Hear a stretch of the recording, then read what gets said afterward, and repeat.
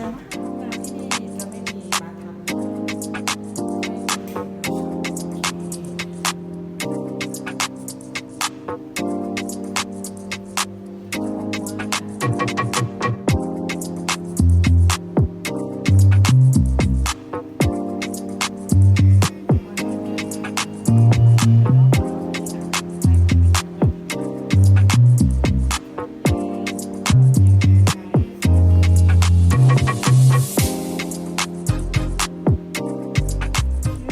สวัสดีครับสุดหล่อ เฮ้ย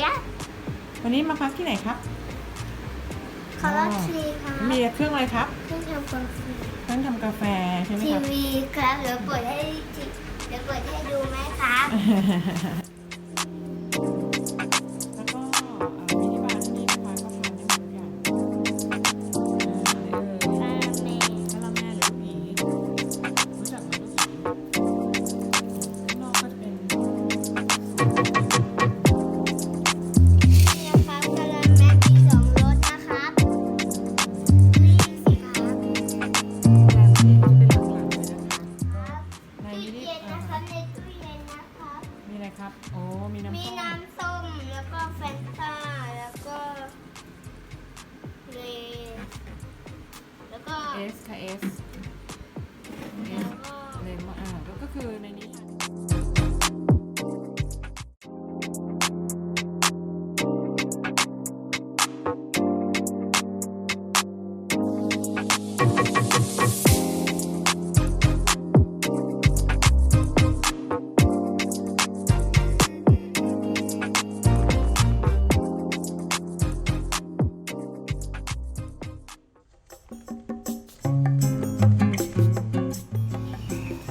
ตอนนี้เวลา6:45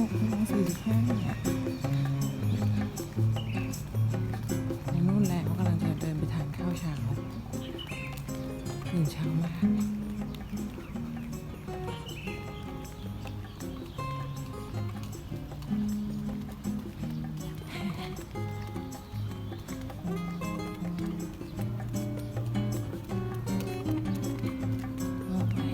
มีคนลงเล่นน้ำแล้วด้วยอ่ะจริงเหรอน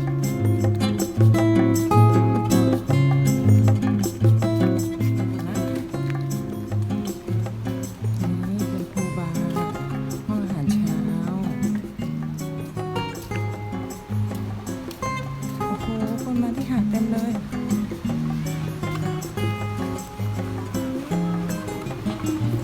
มาเล่นน้ำกันค่ะน่าเชื่อ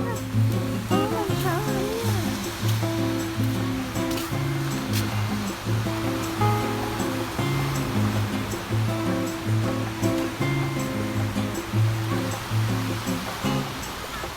คนเยอะ